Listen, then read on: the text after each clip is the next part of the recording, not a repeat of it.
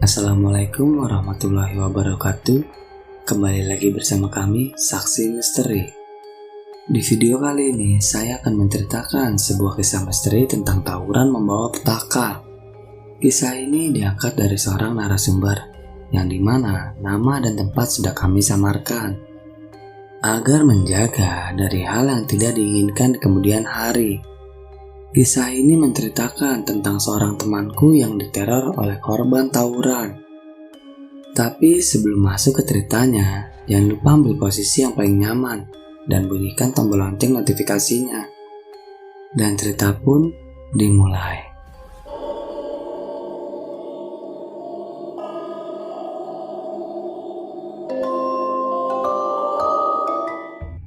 Namaku Siti. Aku seorang guru indigo. Aku bisa melihat hal-hal yang tidak bisa dilihat oleh orang lain.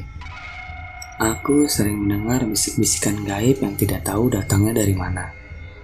Kini bisikan gaib itu ingin aku menolong sosok pemuda yang hancur berantakan itu. Kini sosok mirip zombie itu sudah berada tepat di hadapanku dan membuatku kehilangan selera makan. Aku mengurungkan niatku untuk memesan bakso.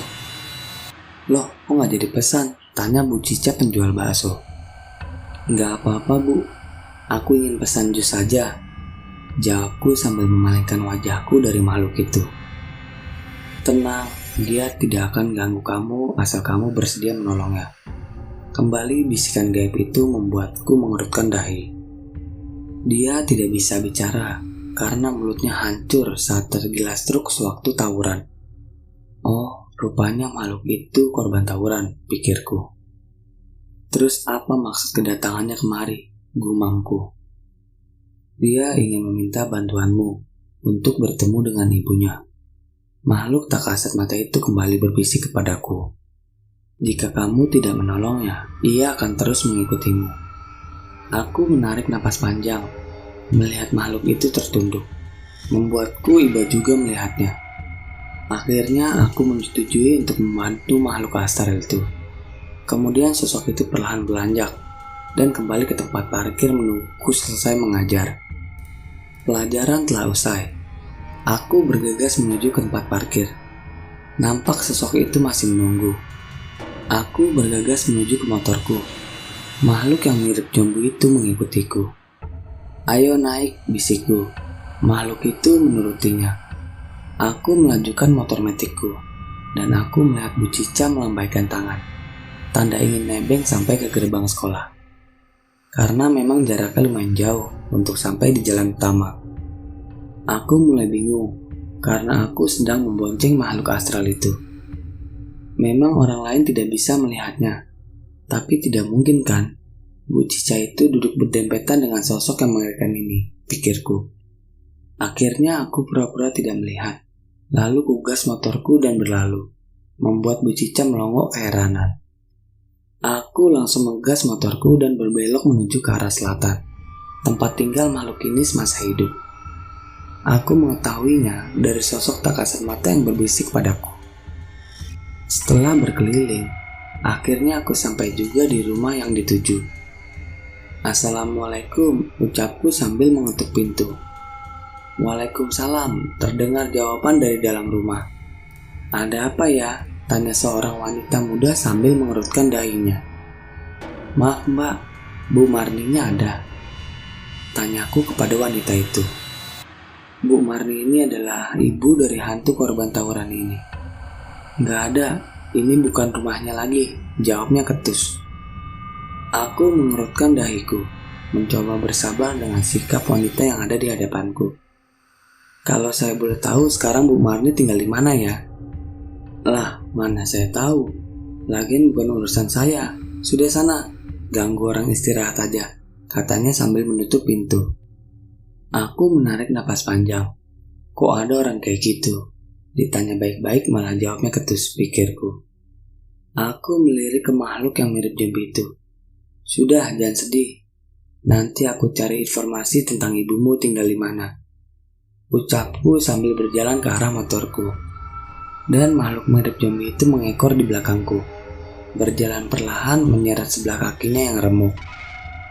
Tiba di tikungan jalan, aku mampir di sebuah warung sekedar membeli air mineral. Kemudian aku duduk di bangku yang tersedia sembari membuka kotak bekalku. Masih ada 2 potong roti yang belum sempat aku habiskan. "Bu, maaf, aku numpang izin duduk ya." Aku izin kepada ibu pemilik warung. "Silakan, Neng." Pemilik warung itu dengan ramah mempersilakanku. Aku yang tengah asik dengan bekal makananku. Tiba-tiba pemilik warung itu bertanya, "Dari mana, Neng?" "Saya dari rumah ujung sana, Bu," jawabku setelah meneguk air mineralku. "Ke rumah siapa?" Pemilik warung itu mulai kepo. "Bu Marni, Bu. Ibu kenal?" tanyaku. "Oh, kenal atuh. Dia satu RT samaku." "Kasihan loh, Neng. Rumahnya disita sama rentenir karena nggak bisa bayar hutang," tutur pemilik warung itu iba. "Ini semua gara-gara si Dadang. Meskipun sudah mati tetap aja nyusahin ibunya," ucapnya marah. "Siapa Dadang, Bu?"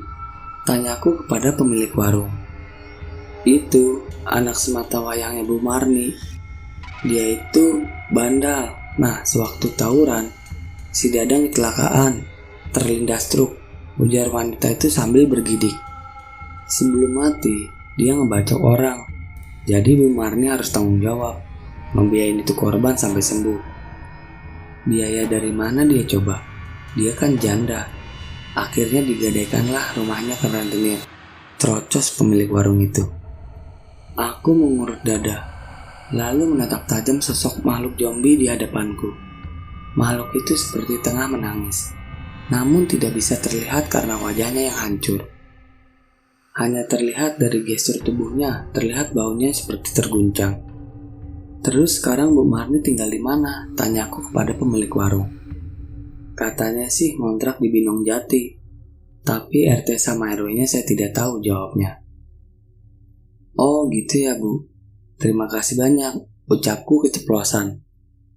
"Lah, memang Neng kenal sama si Dadang?" tanya pemilik warung itu heran.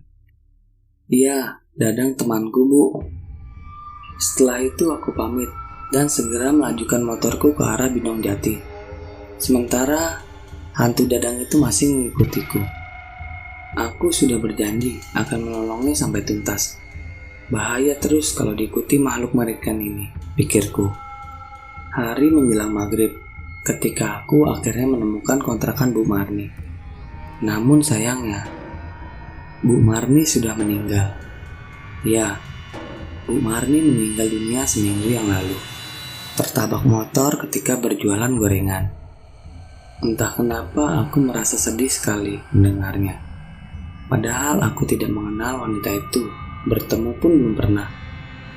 Aku bertanya kepada pemilik kontrakan Bu Marni. "Bu Marni dimakamkan di mana?" tanyaku kepada pemilik kontrakan. "Di tempat makam umum tak jauh dari sini," katanya. Aku segera pamit dan melajukan motorku. Aku harus tiba di makam itu sebelum hari berganti malam. Setelah bertanya pada penjaga makam, aku bergegas menuju makam yang ditunjukkan penjaga itu. Nampak gundukan tanah merah dengan nisan bertuliskan Marni. Makhluk astral itu berjalan dengan menyeret kakinya dan bersimpu di dekat makam ibunya. Aku menatapnya iba. Perlahan aku meninggalkan makhluk itu yang sedang memeluk batu nisan ibunya. Dan cerita pun selesai.